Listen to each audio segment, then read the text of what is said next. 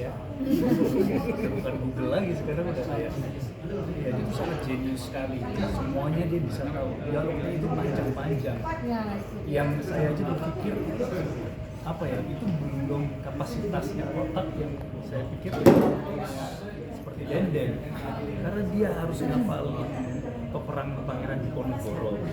Dia terkait juga ngomongin sejarah tentang sains juga, bahkan sampai hitung-hitungan matematika itu dia harus hafal gitu ya.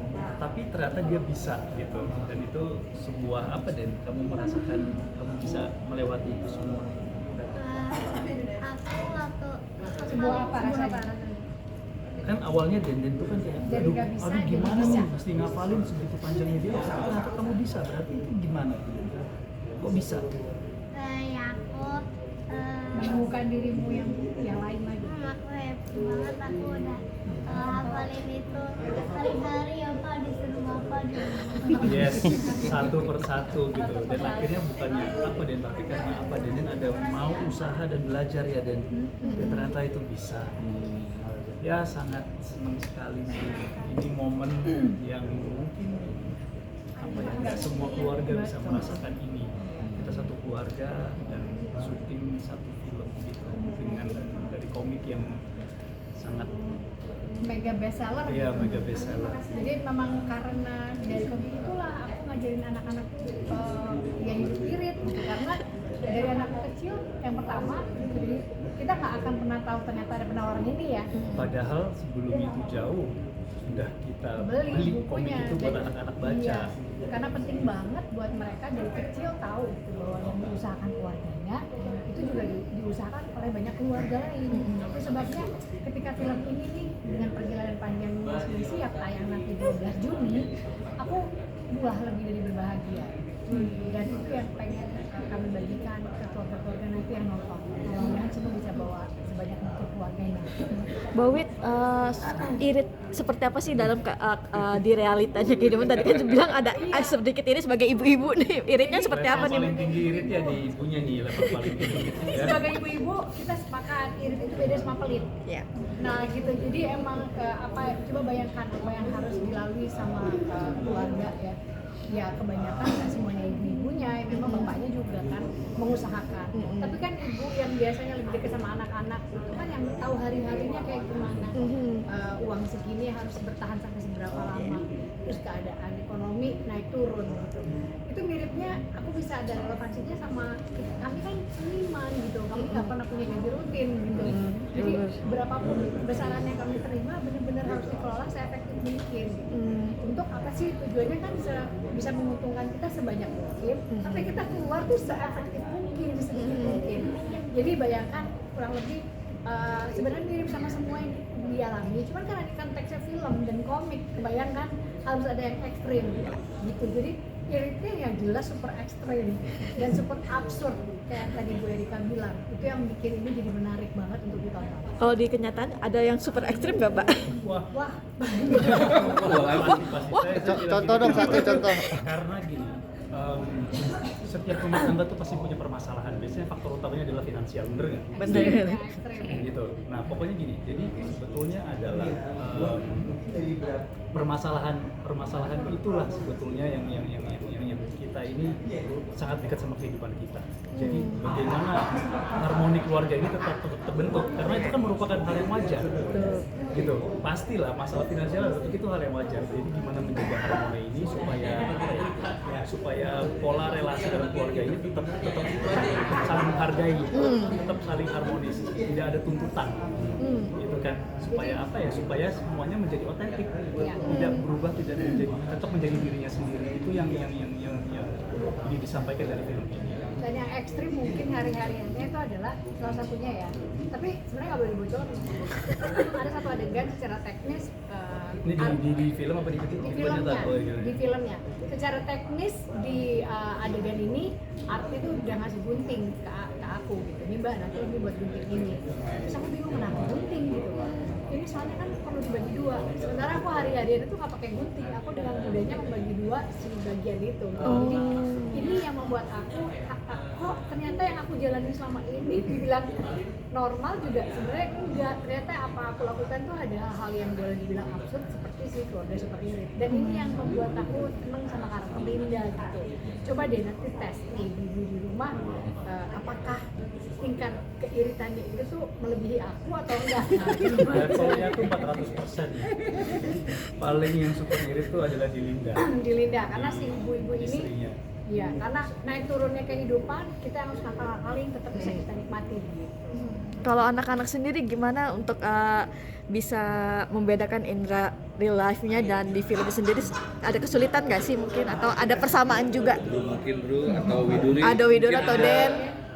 Kesulitan nggak? Sebel nggak kalau Sebel. disuruh irit di rumah? Sebenarnya Oh di rumah ya, di live. Oh iya, lah iya. Di live kayak kebalik ya? Kebalik kalau real life ya. Iya. Iya. Yang tadi aku sempat dijelaskan karakter Sally dan Billy, sebenarnya kalau di real life Sally adalah Billy dan Billy adalah Widuri. Widuri adalah Billy. Iya. Jadi memang mereka pasti ngerasa nggak enak kalau misalnya AC di rumah. Karena memang di rumah kami juga nggak pakai AC di rumah tamu.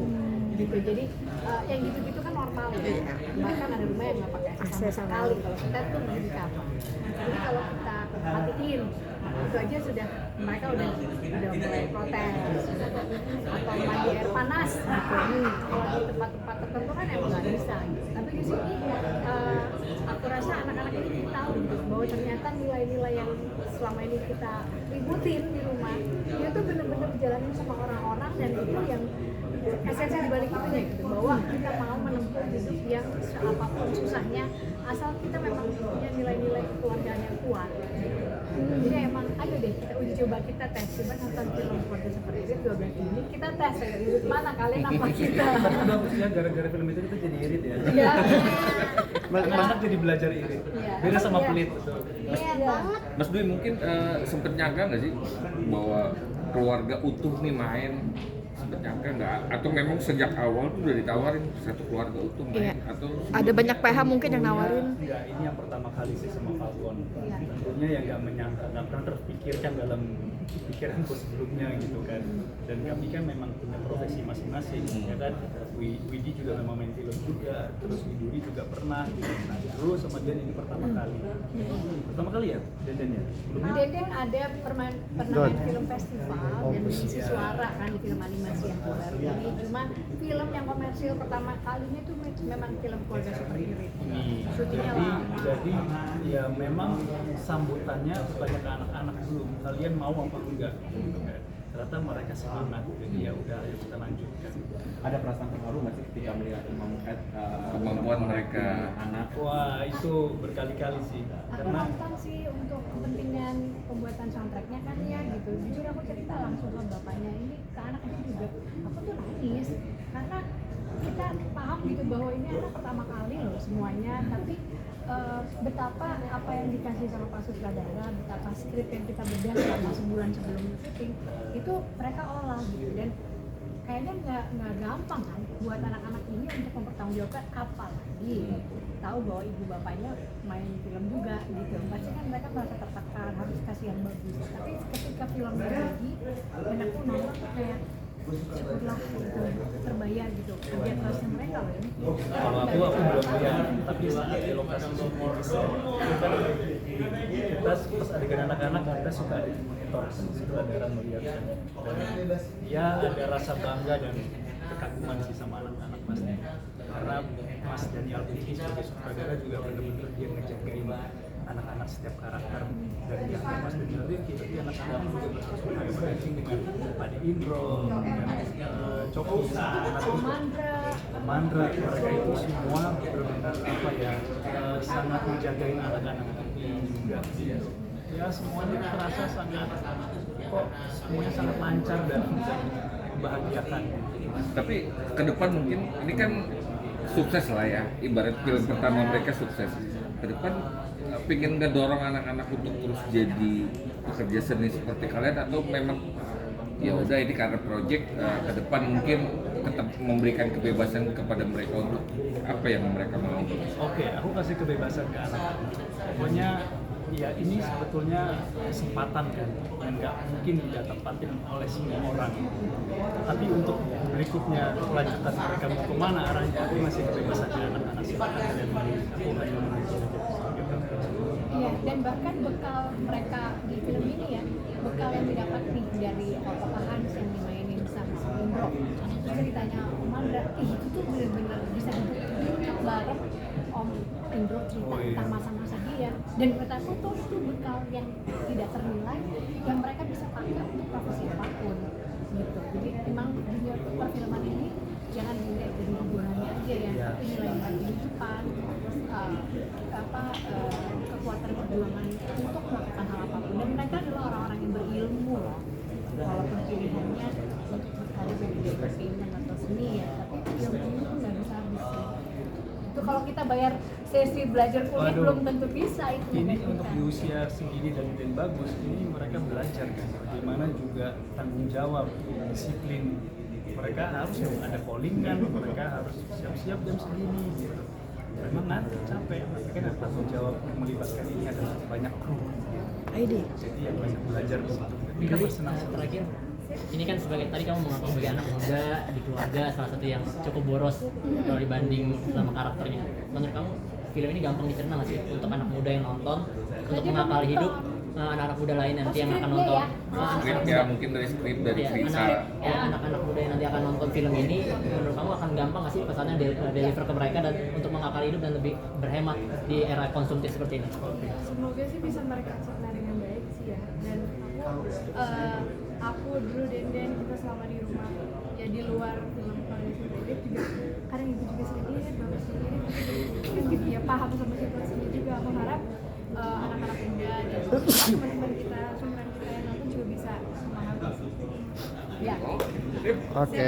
Thank you.